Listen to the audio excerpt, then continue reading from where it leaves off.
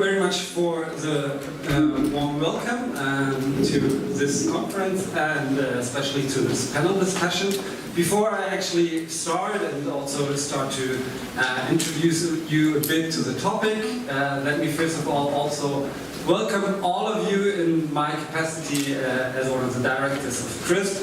Very happy to see you all here, that you made your way to Berlin. I hope the city treats you well, at least concerning the weather. I have to say for a September day it's pretty nice, so that should already provide a nice framework for our conference.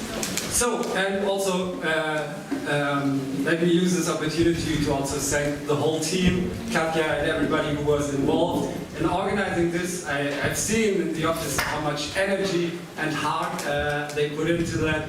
And thank you very much for organizing all of this. So that was important for me to say at least once here. And then when Katja was actually asking me if I would moderate this very first panel discussion, I of course said, sure, why not? I feel honored. And then I actually read the title, which you can see here, and it's Tracks of Diplomacy and Arts of Cultural Interaction. Cultural diplomacy versus cultural relations versus cultural activism. And then I realized I'm not really an expert in that field, at least not yet, because like our organization is mostly dealing with conflict transformation, civic education and participation processes. But then when I actually read into the topic a bit more than I already knew before, I also saw a lot of similarities when it comes to questions that we ask ourselves as actors in the field of conflict transformation. Because as in conflict transformation, also in cultural diplomacy, there are plenty of actors working on different fields to actually pursue certain interests. And we have seen this already this morning, that there was a great variety, a great spectrum of different actors, like from the Ali from the Ukrainian Institute and Valeria and so on, and we had people from the ministries. And we in conflict transformation, we always ask the question, how does this actually all connect? Are all the efforts we are undertaking and also all the other actors are undertaking adding up to a bigger picture in the end? Unfortunately, in conflict transformation, the answer very often is no. So I'm also very curious to learn today how this actually works in cultural diplomacy.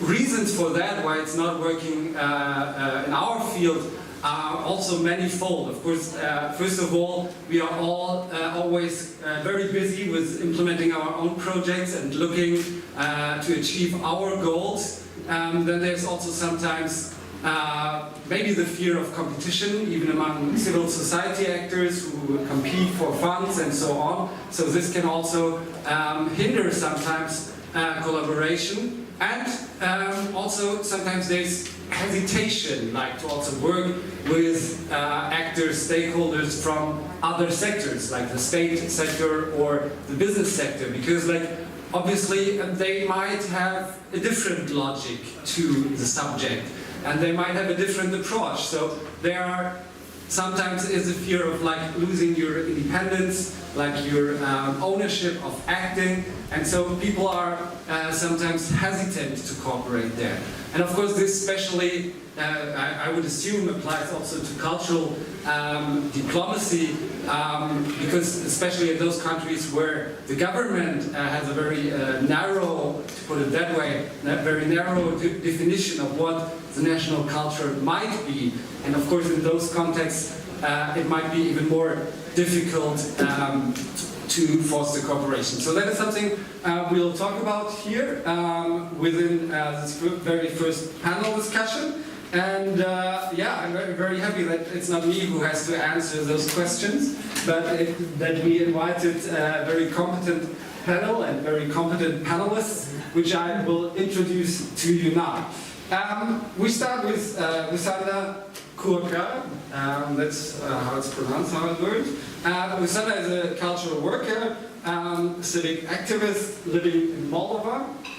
She is the co-chair of the Center of Cultural Projects, Alta Arts. And there she focuses on developing the theater sector within her country. Also, Rusanda is the co-chair of the coalition of the independent cultural sector from the Republic of Moldova, which is an umbrella organization that unites the representatives of the independent cultural scene. And therefore I think you will be also able to talk a bit about what challenges might be there when it comes to cooperating with state actors, but also even among civil society, and to build bridges and connections there. Then we also have here on the very left Yaroslav Minkin. He is the chair of STAN. He's also a cultural activist, a peace builder, a human rights defender, born in Luhansk, where he initiated forms of civic activism already in 2008. And during the last years, Yaroslav was also working as a trainer, facilitator on human rights, on gender equality, non-discrimination, and many more topics. So the list is very, very long actually. And since 2008, as I already mentioned, Yaroslav is also the chair of STAN. And STAN is a non-governmental organization which utilizes grassroots methods of informal education, promoting active citizenship, and with a very with a focus on vulnerable and marginalized groups. During the last years, he was also in the framework of STAN, very successfully organizing a cultural manager academy in cooperation with the German Goethe Institute, and he lives now in Finland, so we will also be able to shed a light on the cooperation of Eastern Partnership countries, EU countries, and promoting cultural diplomacy in this field. Then, Emin Milli, we also luckily have with us. Also the list when it comes to what Emin has been doing is very long. As I've seen, I didn't know that actually before Emin. From 2002 to 2004, he has been the director of the Friedrich Ebert Foundation in Azerbaijan. He then also founded the media organization Maia TV, which was based in Berlin. Actually, as a side note, the very first place where this was based was in the basement of our old office, so there is some connection definitely here. Recently, Emin has founded a new initiative, Restart Initiative, with focusing on economic development in the South Caucasus, and he will also tell us a bit how this is linked to the sphere of culture, and maybe also how the economic development sector and cultural diplomacy can be linked. And then, last but not least, Maia Nukri Tabidze, from Georgia. She works on questions how societies actually perceive themselves and which image government want to promote, and if there are contradictions, and especially to see how this is how different societies also from the regional level, Eastern Partnership, can actually work together on promoting cultural issues. By September, she will have finalized her research about regional mobilization in Georgia, and we will be happy to already have some insights already here during this panel discussion. Those are our four great panelists. We'll now start with you, Rusanda, as I said, in the very beginning, being the co-chair of this organization. You already have a lot of experience in the question of how to work together with state actors, what are challenges in this field, and how we can maybe also overcome that. So, floor is all yours. Yeah, thank you. One more time, my name is Rusanda. I'm coming from Moldova. I'm living in a village, 800 people, with another 800 people. I'm also a farmer. and a local refugee coordinator.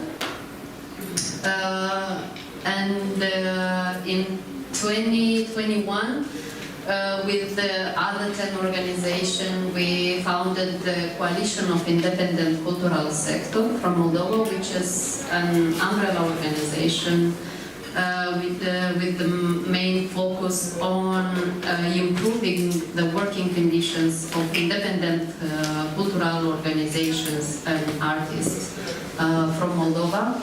And we are started to do some advocacy campaigns and just a bit to change let's say the narratives, how the independent artists are perceived by the public institutions. And we are working now with some European partners to create the National Cultural Fund in Moldova. From all the eastern neighborhood, only Ukraine have it. And also our main messages to public authorities is that we are in the service of population. Culture is a public service. The narrative of our new government is that the cultures should sell, and their focus is more on developing the tourism sector and creative industries. And they are not seeing the true value of the culture and how culture can really create social cohesion and solidarity, and that culture is education, it's developing the critical thinking. So we have now this really nice story with working with public authorities and pushing our agenda to them. It's quite hard when they are on this, on the other side, that the culture should do this, and we are coming here, and we are using a lot our, I don't know, friendship relationship with international institutions, because we are good friends with Austrian Embassy, Goethe Institute, Swiss cooperation, and we are asking them to help us just to transmit that message that the independent cultural sector should be seen as the public culture. So when you are creating these funding mechanisms for culture, just to take in account also and cultural institutions.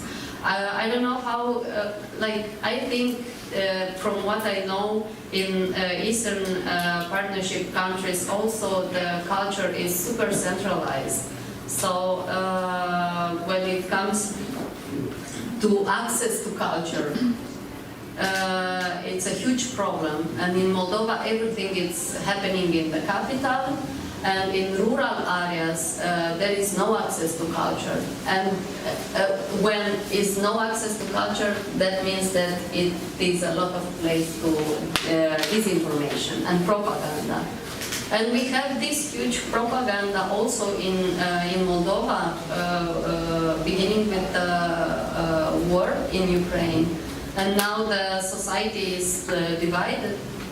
And what can we do in this sense, like to not let people to fight each other because somebody said, oh, Russian aggression is okay, and somebody else is it's saying, no, it's not okay, let's do something. So I am very happy that I am also the directress of the Center for Cultural Projects Art-Arts, it's Arts Today, and we have a project called Art in the Neighborhood, a rural platform for education through art. And we are organizing cultural events and workshops, community dinners, movie screenings in 10 villages from Moldova who are hosting Ukrainian refugees. So we are creating this this information, like a platform where they can meet and see just that they are normal people. They don't came to us to conquer us, or I don't know what. And like this is a really beautiful project that unites and creates solidarity among Ukrainians that are staying in our villages and Moldovans who were watching for Russian channels, and now they just met people who are in trouble, and they understood them and they understand them, and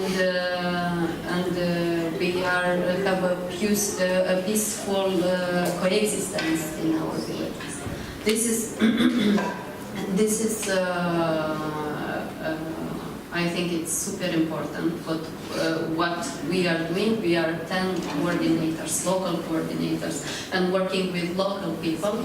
But with the coalition, we want in the future to work with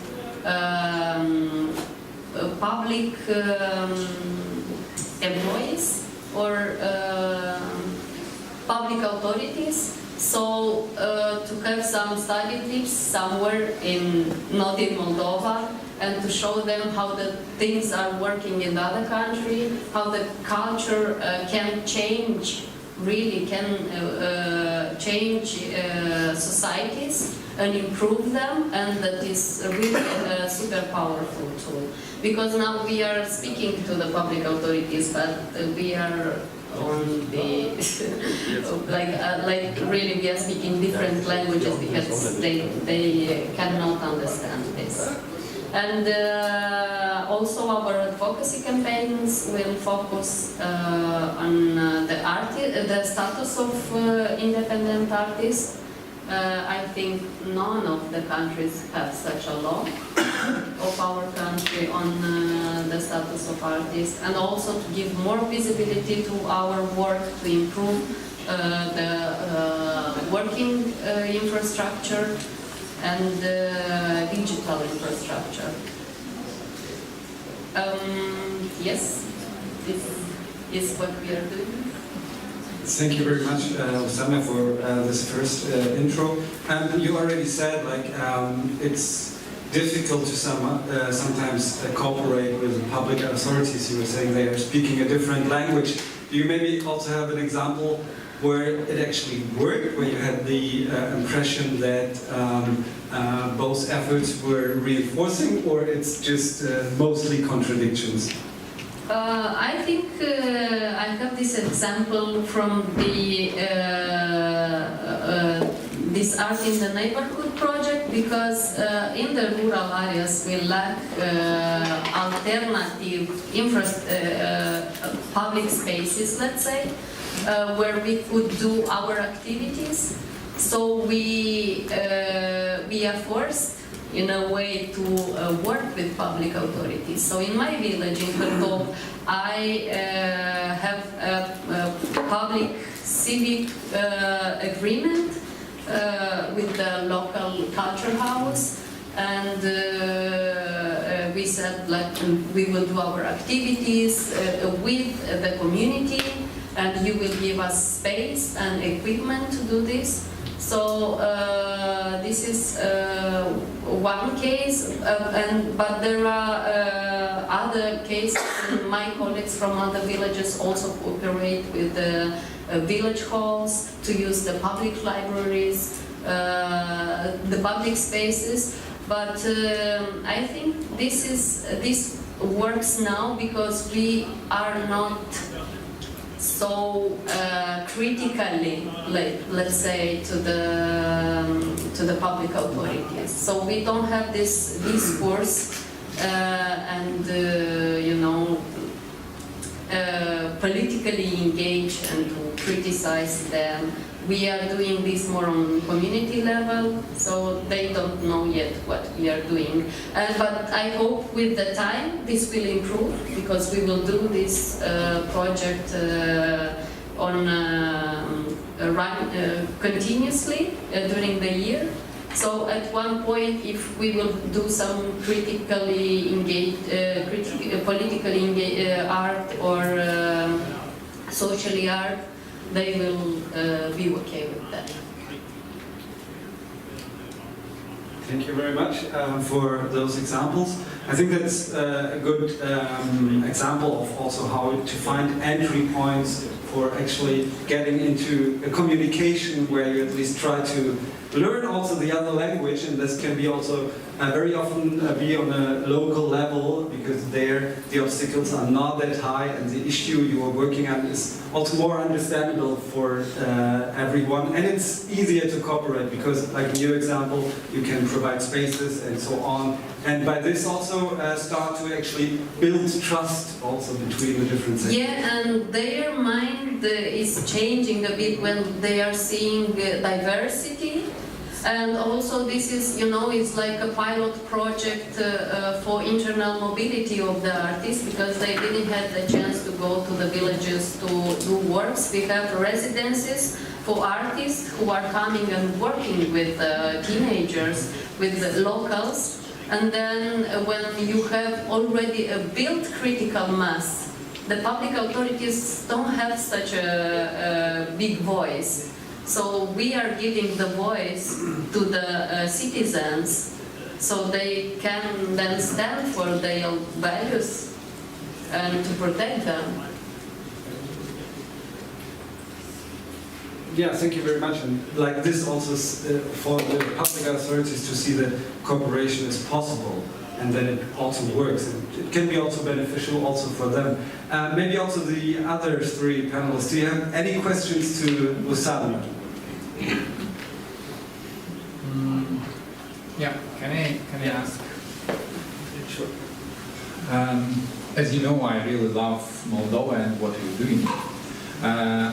And I know that you're representing Moldova very much and cultural sphere. But can you give some examples, like how we need to talk about Moldova and about democracy in Moldova, about culture in Moldova outside the country? What are you using to explain? Because, like, for me, it's sometimes too complicated to explain all this complexity of our region. All this Soviet past, but also this Russian Empire, but also Ottoman Empire, etc. I don't know where to start. Can you help me?